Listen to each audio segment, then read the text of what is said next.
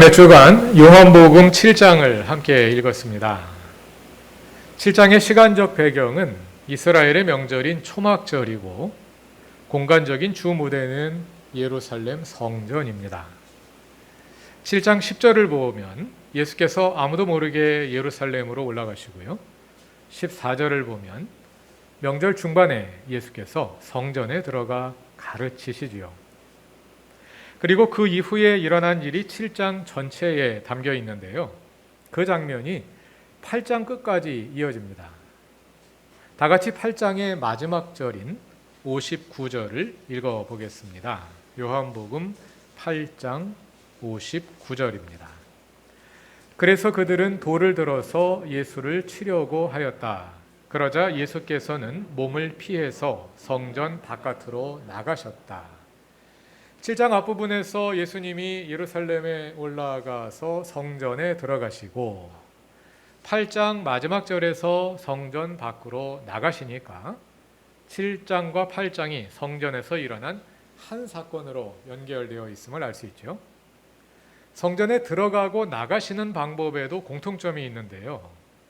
7장 10절에서 예수님은 아무도 모르게 예루살렘에 가시고 8장 끝에서는 몸을 피해서 성전 바깥으로 나가십니다. 아직 예수의 때가 오지 않았기 때문입니다.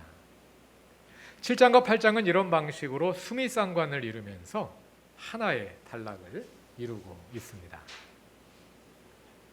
이렇게 요한복음 7, 8장은 하나로 연결되어 예수께서 예루살렘 성전에서 가르치신 일을 서술하는데요. 그 사이에 다른 이야기가 하나 끼어 있습니다. 그것은 7장 53절부터 8장 11절까지 이어지는 음행하다 잡혀온 여인의 이야기입니다. 그런데 53절의 절 번호 옆을 보면 각주 표시가 있죠. 세번역 종이 성경을 가지신 분은 니은 표시를 보실 것이고요. 개역 성경이나 모바일 성경에도 그와 비슷한 표시가 있는 그런 책들이 많이 있을 겁니다. 세번역 각주를 보시면 알 수 있는 것처럼 이 본문은 오래된 사본들에는 나오지 않고 나중에 필사된 사본에만 들어 있습니다. 설명을 안 하셔도 잘 아시겠습니다만 다시 한번 설명하자면 옛날에는 인쇄술이 없었기 때문에 성경은 전부 다 손으로 옮겨 썼습니다. 그런데 원본 이후에 나왔던 초기에 나왔던 사본들에는 이 본문이 없습니다. 후기에 비교적 시간이 지난 후에 비로소 이 본문이 요한복음에 나타나기 시작합니다. 그리고 사본에 따라서는 이 본문이 7장 36절 다음에 이어지는 경우도 있고 21장 25절 다음에 요한복음 맨 끝에 나오는 경우도 있습니다. 이런 이유들로 인해서 대부분의 성서학자들은 이 본문이 원래는 요한복음에 들어있지 않던 것으로 생각합니다. 그러나 본문에 담겨있는 내용은 우리가 사복음서를 통해 잘 알고 있는 예수님의 모습과 잘 어울립니다. 그래서 다수의 성서학자들은 이 본문이 본래 예수님으로부터 나온 전승에 포함되어 있었을 가능성이 많다고 봅니다. 본래 예수님의 말씀인데 복음서 편찬 과정에 빠진 것을 나중에 이게 중요한 내용이 빠졌네 하면서 덧붙여 놓았을 수 있다는 것이지요. 그러므로 비록 요한복음에 처음부터 들어있었던 것은 아닐지라도 이 본문을 예수님의 말씀으로 알고 읽어도 전혀 문제될 것은 없겠습니다. 그러나 지금 우리는 7장으로부터 8장으로 이어지는 사건의 흐름을 고려하며 본문을 읽고 있기 때문에 이 본문은 7장 53절부터 8장 11절까지 본문은 자세히 읽지 않고 넘어가려 합니다. 이 부분을 빼고 읽으면 요한복음 7, 8장은 초막절의 성전에서 일어난 한 사건을 서술하고 있는 하나로 연결된 본문임을 알 수 있습니다. 지난주에 읽은 7장의 중심 질문은 예수가 누구이냐입니다. 그리고 그에 대한 예루살렘 사람들의 반응이 둘로 나뉘었죠. 한편에는 예수께 적대하는 유대인들과 그에 동조하는 사람들이 있는가 하면 반대편에는 예수께서 행하시는 표징을 보고 그를 그리스도로 받아들이고 믿는 사람들이 있었습니다. 예수가 누구냐 하는 질문은 8장에서도 계속됩니다. 8장 12절을 보면 예수님은 당신이 세상의 빛이라고 말씀하시죠. 예수가 누구냐 하는 주제가 이어지고 있는 것을 볼 수가 있고요. 바리새인들은 그에 대해서 부정적으로 반응합니다. 25절에서도 유대인들은 예수께 당신은 누구요? 하고 묻지요. 예수가 누구냐? 이 주제가 이어지고 있는 겁니다. 그 질문에 답하는 30절까지의 내용을 읽어보면 그동안 우리가 요한복음에서 확인해온 주제들이 여기에서 다시 반복되면서 좀 더 세밀하게 발전하는 것을 볼 수 있습니다. 8장 12절 이하의 내용을 읽어보면요, 새로운 내용도 있습니다만 이미 다른 주제들이 다시 나오기 때문에 성사학적으로는 중요한 주제들이 되겠습니다만 아마도 평신도들의 입장에서는 같은 주제들이 반복되고 또 너무 세밀하게 들어가게 되면 우리가 여기까지 알아야 되나 이런 질문이 나오실 것 같습니다. 그래서 이 부분은 더 자세히 다루지 않으려고 합니다. 오늘 설교에서는 31절 이하에 주목하고자 하는데요, 31절부터는 주제가 달라집니다. 앞에서는 주로 예수의 정체성을 주제로 대화가 이어지다가 8장 31절부터는 예수를 적대하는 유대인들의 정체성 문제, 그 유대인들은 도대체 누구냐 하는 유대인들의 정체성 문제가 전면에 드러나기 시작합니다.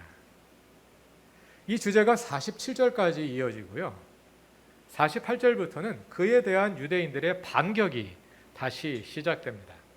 여기에서 대립이 극에 달하고요, 마지막 절인 59절을 보면 그 결과로 유대인들이 예수를 돌로 쳐서 죽이려 하게 됩니다. 그래서 31절부터 8장 31절까지 그 주제가 계속 이어지고 있는 것으로 볼 수 있는데요, 이 유대인들은 누구냐, 유대인들의 정체성 문제가 다루어지기 시작하는 31절과 32절을 다 같이 한번 읽어보겠습니다. 31절과 32절입니다. 예수께서 자기를 믿은 유대 사람들에게 말씀하셨다. 너희가 나의 말에 머물러 있으면 너희는 참으로 나의 제자들이다. 그리고 너희는 진리를 알게 될 것이며 진리가 너희를 자유롭게 할 것이다. 우리가 잘 알고 있는 유명한 구절, 진리가 너희를 자유롭게 하리라 하신 예수님의 말씀이 여기에 나옵니다. 오늘은 이 말씀을 살펴보고자 하는데요, 우리는 이 말씀을 지식의 진보와 관련하여 읽는 경우가 많습니다. 대학의 교훈으로 사용되기도 하고요. 그러나 본문을 자세히 읽어보면 이 구절이 우리가 일반적으로 이해하는 것과는 매우 다른 맥락에 놓여 있는 것을 보시게 될 것입니다. 요한복음의 본문에서 이 말씀은 어떤 뜻으로 사용된 걸까요? 본문 31절은 예수께서 자기를 믿은 유대인들에게 말씀하셨다는 해설로 시작됩니다. 그래서 시작 분위기는 좋은데요, 그러나 33절부터 유대인들의 반발이 시작되고 그 다음부터는 이분법적인 구도에서 매우 심각한 논쟁이 이루어집니다. 예수님의 말씀부터 차근차근 살펴보기로 하지요. 31절에서 예수님이 말씀하십니다. 너희가 나의 말에 머물러 있으면 너희는 참으로 나의 제자들이다. 그리고 너희는 진리를 알게 될 것이며 진리가 너희를 자유롭게 할 것이다. 어떤 사람을 자유롭게 한다는 말은 그 사람이 지금 자유롭지 못한 상태에 있음을 전제하지요. 그 당시 사회의 맥락에서 볼 때 자유롭게 한다는 말, 이 말은 노예를 해방하여 자유인이 되게 하는 것을 가리켰습니다. 그러니까 진리가 너희를 자유롭게 할 것이다 하는 말은 너희는 지금 노예이다 하고 말하는 것과 같습니다. 그러니까 유대인들이 발끈하여 되묻습니다. 33절을 읽어봅시다. 그들은 예수께 말하였다. 우리는 아브라함의 자손이라 아무에게도 종노릇한 일이 없는데 당신은 어찌하여 우리가 자유롭게 될 것이라고 말합니까? 자유라는 이 주제는 정치적인 주제이면서 동시에 영적인 주제이기도 합니다. 예수님과 유대인의 대화에도 정치적이고 영적인 양면이 들어 있습니다. 먼저 정치적으로 보자면 이스라엘은 바벨론과 페르시아와 헬라와 로마로 이어지는 연이은 제국의 지배를 받았습니다. 노예와 같은 삶을 살았던 것인데요. 그러나 백성 전체가 노예가 실제로 되었던 것은 아니지요. 그러므로 유대인들의 말이 틀린 것은 아닙니다. 우리가 노예가 된 적이 없는데 어찌 우리를 자유롭게 될 거라고 말합니까? 그러나 생각해 봅시다. 예수님과 대화하고 있는 지금 이스라엘은 로마의 속국으로서 로마 제국의 지배를 받고 있습니다. 그 당시 유대 지방은 로마 총독 빌라도가 다스리고 있었고요. 갈릴리는 분봉왕 헤롯이 다스리고 있지만 헤롯 역시 로마가 세운 왕입니다. 요한복음에 나오는 유대인들의 지도자는 대제사장들인데요. 대제사장들은 로마 총독에 의해 임명된 사람들입니다. 그 사람들이 지금 말하고 있는 것입니다. 우리는 이미 자유롭기 때문에 더 자유로울 필요가 없다는 것이죠. 그들은 자기들이 로마 제국의 백성이라고 생각하고 있는 것 같습니다. 마치 일제시대 부일 협력자들이 자신들은 대일본 제국의 신민이라고 생각하던 것처럼 말입니다. 이들의 그러한 정치의식을 잘 보여주는 말이 19장 15절에도 나옵니다. 한번 찾아보겠습니다. 빌라도의 재판 장면입니다. 요한복음 19장 15절과 16절을 다 같이 찾아서 읽어보겠습니다. 그들이 외쳤다. 없애버리시오. 없애버리시오. 그를 십자가에 못 박으시오. 빌라도가 그들에게 말하였다. 당신들의 왕을 십자가에 못 박으란 말이오. 대제사장들이 대답하였다. 우리에게는 황제 폐하밖에는 왕이 없습니다. 이리하여 이제 빌라도는 예수를 십자가에 처형하라고 그들에게 넘겨주었다. 그들은 예수를 넘겨받았다. 우리에게는 황제 폐하밖에는 왕이 없습니다. 그들의 정치의식을 잘 보여주는 말입니다. 예수님과 유대인들의 대화는 이러한 정치적인 차원과 함께 그와 동시에 영적인 차원을 가지고 있습니다. 34절, 다시 오늘의 본문인 요한복음 8장으로 돌아와서 34절을 다 같이 읽어보겠습니다. 예수께서 대답하셨다. 내가 진정으로 진정으로 너희에게 말한다. 죄를 짓는 사람은 다 죄의 종이다. 너희가 죄의 종인 것을 알지 못하느냐 하고 예수께서 반문하시는 것이지요. 여기서 죄라는 말이 두 가지 용법으로 사용되고 있는 것을 볼 수 있습니다. 하나는 우리의 범죄 행위로서의 죄이고 다른 하나는 우리를 지배하려 하는 하나의 세력으로서의 죄, 지배자로서의 죄입니다. 지금 읽으신 34절에서 우리 죄를 짓는다 할 때의 죄가 범죄 행위로서의 죄이고요. 너희가 죄의 종인 것을 알지 못하느냐. 죄의 종이라는 말에서 죄는 지배자로서의 죄이죠.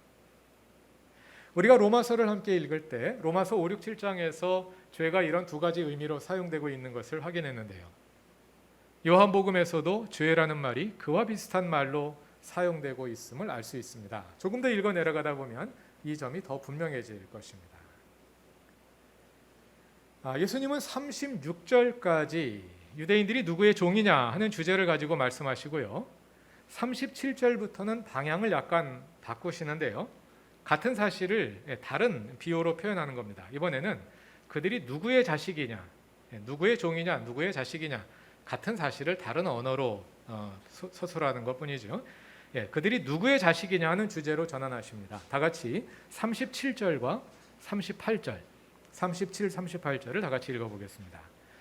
나는 너희가 아브라함의 자손임을 안다. 그런데 너희는 나를 죽이려고 한다. 내 말이 너희 속에 있을 자리가 없기 때문이다. 나는 나의 아버지에게서 본 것을 말하고 너희는 너희의 아버지에게서 들은 것을 행한다. 너희는 너희의 아버지에게서 너희의 아비에게서 들은 것을 행한다. 유대인들은 자신들이 아브라함의 자손 하나님의 자녀들이라고 주장합니다. 그 말이 맞다면 그들은 아버지 아브라함의 말대로 하나님의 뜻대로 행해야 할 텐데요. 이어지는 39절 이하에서 예수님은 그들이 전혀 그렇지 않음을 보여주십니다. 그들은 아브라함을 따르지도 않고 하나님 말씀에 순종하지도 않는다는 것이지요. 이것은 그들이 아브라함의 자손도 아니고 하나님의 자녀도 아님을 증명하는 것과 같습니다. 그럼 그들의 아비는 누구일까요? 44절입니다. 뒤로 가서 44절을 다 같이 읽어보겠습니다. 너희는 너희 아비인 악마에게서 났으며 또 그 아비의 욕망대로 하려고 한다. 그는 처음부터 살인자였다. 또 그는 진리 편에 있지 않다. 그것은 그 속에 진리가 없기 때문이다. 그가 거짓말을 할 때에는 본성에서 그렇게 하는 것이다. 그는 거짓말쟁이이며 거짓의 아비이기 때문이다. 로마서 6장에서 바울은 우리가 죄의 종으로부터 해방되어 하나님의 종이 되었다고 말하는데요. 우리가 죄의 종이다, 지배자로서의 죄를 가리킬 때 그 죄는 사탄을 가리키는 다른 이름이지요. 요한복음도 마찬가지입니다. 요한복음 8장에서 예수님은 유대인들이 하나님의 종이 아니라 죄의 종이며 하나님의 자녀가 아니라 악마의 자식들임을 폭로하십니다. 예수님은 진리이십니다. 그러나 악마는 거짓의 아비입니다. 거짓을 따를 때는 죄의 종, 곧 사탄의 노예가 될 수밖에 없습니다. 그러나 진리이신 예수님을 알고 따를 때 우리는 죄의 노예 상태에서 해방되어 자유를 얻게 됩니다. 이것이 진리가 너희를 자유롭게 하리라 하신 예수님의 말씀의 의미입니다. 자, 이 말씀을 오늘 우리의 상황에서 읽고 적용하기에 앞서서 한 가지 해결해야 할 질문이 있습니다. 그것은 예수님 당시 유대교 지도자들은 정말 마귀의 자식들이었을까? 네, 하는 질문입니다. 그 당시 유대교 지도자들은 싸그리 다 사탄의 자식들이었을까? 하는 질문이 들게 되죠. 전에 사도행전과 요한계시록을 설교하며 말씀드린 적이 있습니다만 이것을 서사 장르의 특징과 관련지어 생각해 볼 수 있습니다. 모든 역사는 서사, 곧 이야기의 형식으로 기록됩니다. 그래서 그 시대 이야기가 가지고 있는 일반적인 특징들이 역사 속에도 그대로 들어가게 됩니다. 고대에 기록된 서사들, 이야기들에는 대부분 선악의 이분법이 강하게 배어 있습니다. 대개 주인공은 매우 선하고 정직하고 아름다운 존재인데 반해서 그에 대항하는 악역은 매우 악하고 비열하고 추한 존재로 등장하지요. 그런데 이러한 이분법은 소설에만 나오는 것이 아니라 역사 기록에도 그대로 나타납니다. 역사 문헌들 가운데 우리 편은 지극히 선한 존재로 그려지고 반대로 적은 지극히 악한 존재로 그려지는 경우가 많지요. 그러나 현실은 그렇지 않습니다. 서사는 등장인물들을 하나의 전형적인 인물들로 그려내기 때문에 나타나는 선악의 이분법입니다. 그러므로 역사를 포함하여 서사를 읽을 때는 이런 선악 이분법을 문자적으로 받아들이면 안 됩니다. 그것을 현실에 맞추어 재해석하며 읽을 필요가 있습니다. 특히 요한복음의 경우는 지난번 첫 설교들에서 말씀드린 것처럼 그리스도인들이 유대인들에 의해 출교당하는 그리고 악마시 당하는 매우 고통스러운 역사 경험 속에서 기록되었기 때문에 그러한 이분법이 더 강하게 나타난다는 점을 유의하며 읽어야 합니다. 진리가 너희를 자유롭게 하리라. 예수님의 이 말씀은 너희는 자유가 필요한 존재이다 하는 뜻이기도 합니다. 유대인들은 자신들이 자유롭다고 주장했지만 사실은 로마의 속국으로 살아가는 피지배자들이었고 사탄의 지배 아래 있는 죄의 종들이었습니다. 우리가 성경을 읽으며 반복해서 확인하는 것처럼 이러한 정치적 차원과 영적인 차원은 서로 연결되어 있습니다. 영적이며 동시에 사회적인 그러한 복합적인 죄의 지배를 가리켜 우리가 파라오의 질서라고 부르는 것이죠. 오늘날 우리 역시 자유로운 존재로서 내 뜻대로 하고 있다고 생각하지만 사실은 내가 아닌 무언가에 붙들려서 살아가는 경우가 많습니다. 내가 속한 집단의 기대나 왜곡된 욕망이 나를 대신하여 내 속에서 나를 이끌고 가는 경우가 많은 것이죠. 예수님은 유대인들에게 그리하셨던 것처럼 오늘 우리에게도 스스로를 돌아보도록 촉구하십니다. 너는 진정으로 자유로운 존재이냐 하고 말입니다. 진정한 자유는 내 뜻이 바로 세워져 가는 과정에서, 다시 말해서 내 뜻이 진리와 하나 되어 가는 과정에서 성숙하기 마련입니다. 그런 점에서 우리는 조금씩 더 자유로워져 가는 과정에 있다 할 수 있겠습니다. 그 자유의 성장 과정에서 우리는 내 뜻을 일방적으로 주장하기보다 끊임없이 나 자신을 성찰하며 내 뜻을 예수 그리스도의 진리와 일치시켜 갑니다. 그리고 그러한 일치의 과정에서 우리의 자유도 함께 성장해 갑니다. 오늘 설교는 로마서와 하나님 나라의 한 구절을 인용함으로 맺고자 합니다.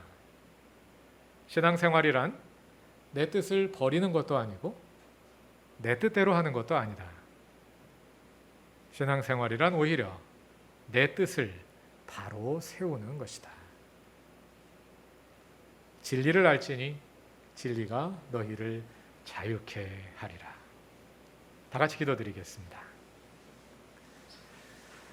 우리를 죄의 지배에서 해방하시는 하나님, 우리 안에 하나님의 주되심이 성장해가며 우리의 뜻이 주님의 진리에 더 가까워져 가게 하시고 그러한 과정에서 진정한 자유에 더 가까워져 가게 하소서. 주님을 알기에 더욱 힘쓰며 주님의 모습을 닮아가기에 힘쓰게 하셔서 우리 안에 그리스도의 형상이 이루어지게 하소서. 예수님의 이름으로 기도드립니다. 아멘.